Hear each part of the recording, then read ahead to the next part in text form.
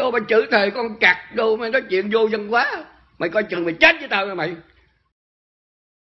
This happened a while ago. Be doing a /K challenge. Missed out on summer, so had to do it in the middle of winter, Florida winter, so it doesn't really count. Set up camp, bring only a 50 pounds recurve bow and double bubble toil, and trouble barrel shotgun with me. It's in the middle of an old clearing. Usually it would be occupied with tents, but the harsh winter warded everyone off that year. Everybody except me. Get a good fire going, pull out pamphlet on the area I am camping at.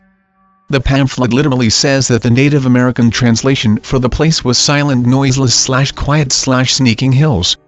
Nervous laughter.jpg. It's night time, decide to turn in. Sleep with Shoddy by my side. Uneventful night, insanely quiet, which sort of helped me fall asleep. Wake up, warm sunlight dances on the ground. Everything seems to be right cobber, then, I notice the clearing is a perfect circle. This is strange, because I could have sworn it was more of a pear shape when I set up camp. I turn to the right, to walk further in the woods, when I notice something off-white dangling from a branch. It's a skull. A little bit weirded out, but not scared. Coyotes are pretty common here. Turn to the right again, another skull. Repeat this, frigging coyote skulls everywhere. Retreat to the center of the camp, coyote skulls are clearly visible everywhere. How did I miss this? Clutch Shoddy a little tighter, return to tent. Guzzled down some homemade tea. I used some safe-to-eat leaves that I found around the campsite, calm my nerves a little. Feeling a little braver, walk back out to look around some more. Enter detective mode, look at the skulls again. Notice by the wear on their teeth, or lack of it, that they were all around 8 to 14 months old. Decide to take them all down, having their hollow eye sockets stare at me like that is way too spooky. By the time I'm finished screwing around, it's dinner time. Go out, and hunt a squirrel, make rotisserie.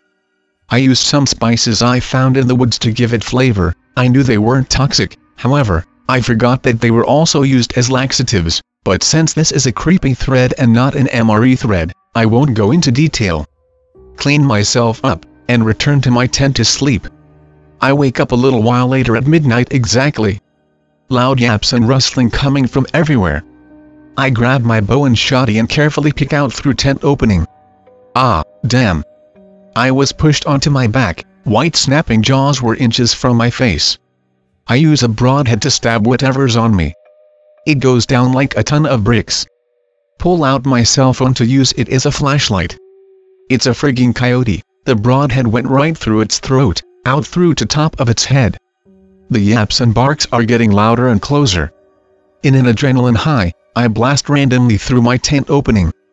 I'm not sure if I hit anything, too occupied with reloading. More of the sons of bitches are pouring in. Shoot, reload, shoot, reload, shoot, reload. I do this until I'm out of buckshot.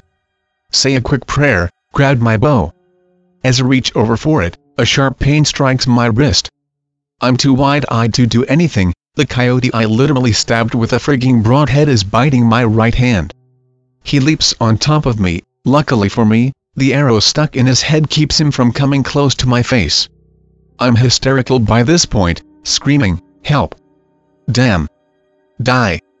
Just then, I remember I brought along a XXL balisong for gits and shiggles. Use it to chop the bastard's head off.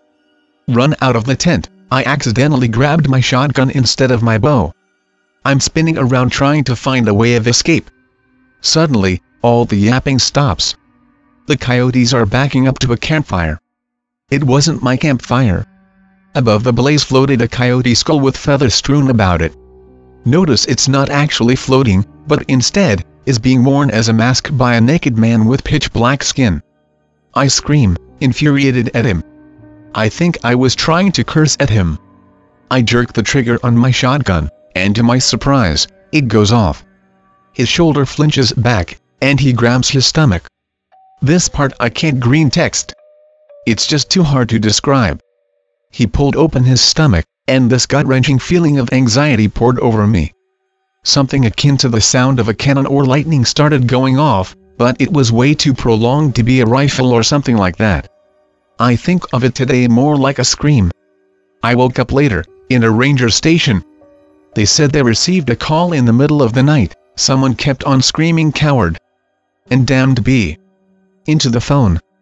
They patrolled all around, until they found me at the campsite. I was covered in bites, not from coyotes, save the one on my wrist, but rather something more like a human. The wounds were too marred to judge accurately.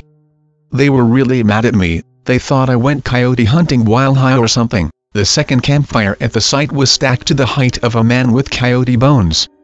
I'm not allowed to go there anymore, but I don't think I would even if I could.